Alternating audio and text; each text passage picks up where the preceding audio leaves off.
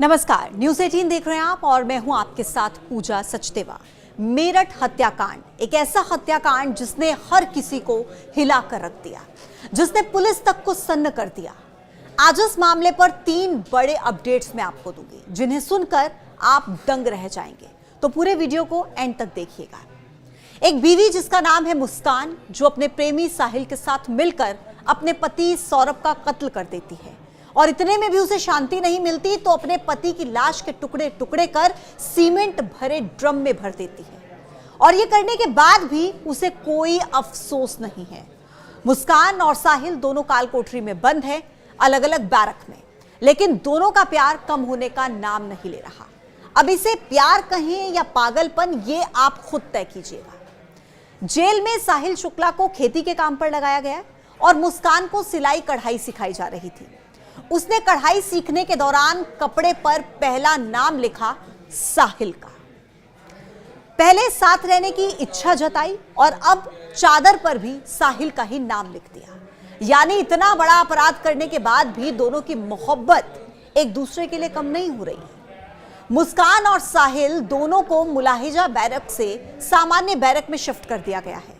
साहिल को 18A और मुस्कान को 12B बैरक में रखा गया।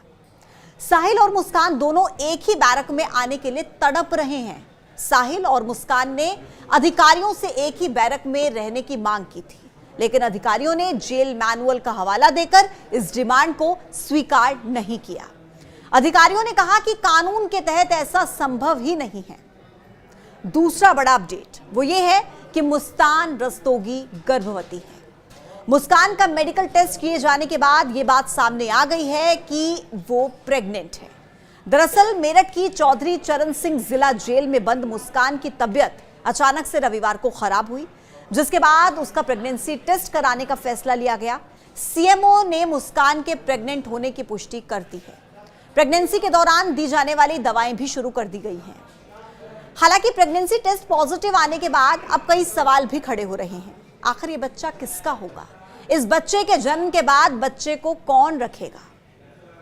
तीसरा बड़ा अपडेट इस मामले में यह है कि एक तरफ तो इतने दिनों से जेल में बंद मुस्कान से मिलने तक कोई सगा संबंधी नहीं आया, तो दूसरी तरफ साहिल, जिसकी नानी का प्यार रह रहकर उमड़ रहा है, एक बार फिर से वो साहिल से मिलने के लिए जेल पहुंच गई।